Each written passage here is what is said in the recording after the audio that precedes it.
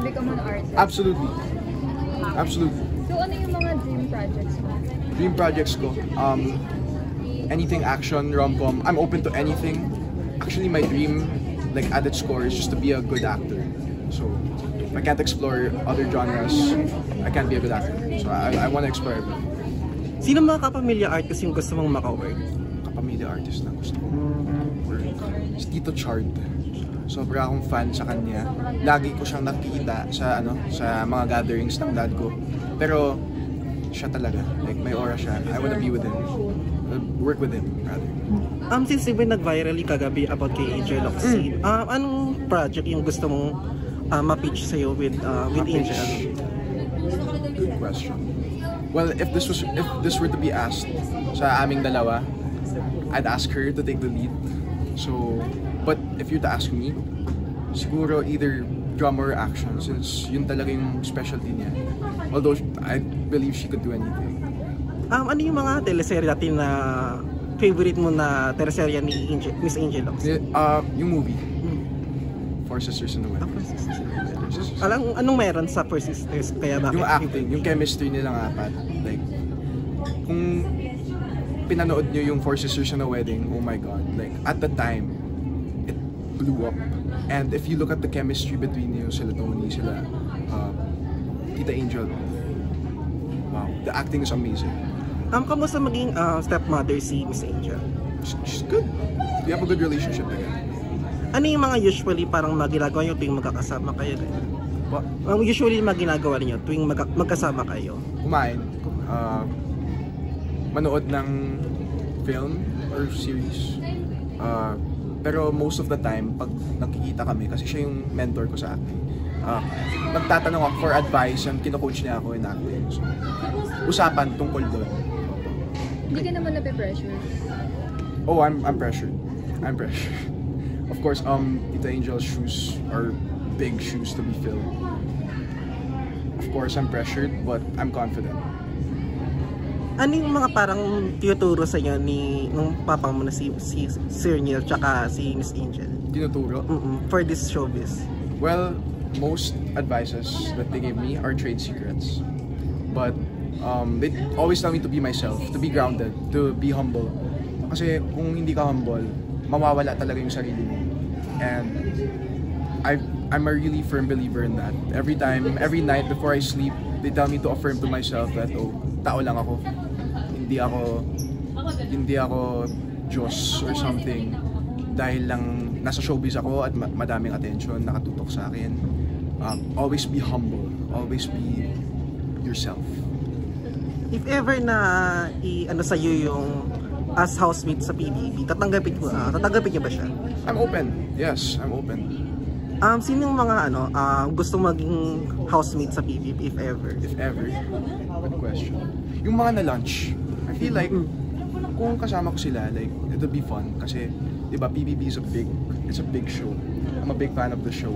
Talagang stepping stone talaga yung PBB. So alongside yung mga ibang artists na na-launch, I feel like it would be a good idea, 'di ba, to be with them if ever. Sino yung mga paborito mong mga dating housemate na PBB? Good question.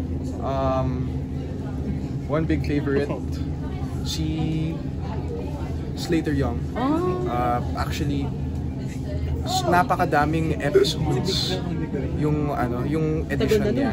Opo, pinanood ko lahat ng mga clips niya. He's a big, I like him as a housemate.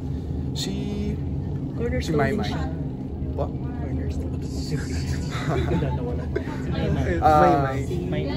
Si Maymay. As in from the bottom up, she made it as a good singer also. I'm a big fan of Maymay. Kaibigan ko po si Charlie and si River. I'm also big fans of them. But how do you want to be remembered as an actor? A good one. Yes. I'm very particular with yung mga acting ko. Yes po, yung quality. I love acting as an art talaga. So, I'd wanna do my best always. Ano yung acting method? Just do it. Say the line as the character. Simple lang. Don't overcomplicate things. That's my style. Thank Thank you. Isa po. Kanina you've mentioned na si Miss Angel Locsin po yung mentor niyo po in acting. Yes, Gaano po siya kaiba sa pagiging step-mom mo po and as a mentor po? Well, yung mga advices na binibigay niya, parang, di ba, sikat siya and she's done all this and that. So, it's like, it's not like she's like a mentor and she's a stepmom separate, you know. She just like tells me advice like, oh, you know what? When you do this, you should do that. Ganun. Natural lang. Kamusta pala yung kagabi nung nabalitaan mo na nag-viral Oh ka? my God. Gulat ako nun. Actually, like, hindi sinabi sa akin na i-repost na yung lunch post ko. So, actually, I was just scrolling on Instagram lang sa kotse. Nagulat ka. Biglang nakita ko, nag-pop up, story ni Tita Angel. Like ko, what? Like, as in, ako din, nabiglaan, na surprise. Like, she broke her silence for so long, especially in Instagram, right? Just to repost, you know, my lunch post. Like, I'm so grateful to her. Did you Even message if, her? kahit stepmom ko siya, fan din ako. Message mo siya after nung makita mo yung pag-post niya. So, did you message her? I did. She said, yeah, anytime. Sabi niya. I said thank you. Before nung pumunta ka dito, nag-message ka din sa kanya or anything na conversation? She told me she'll be watching. Any message kaya? Kay Tita Angel. I hope I'm living up to your standards. About your upcoming project, meron na kung may mga nakalinya ba na Maliban dun sa nagawa mo? yeah. Upcoming projects, maliban dun sa Yes, nagawa mo? upcoming project siya. Actually, sponsored siya by Milo. Pero wala pa akong billing galing sa marketing. So, for now, that's a secret.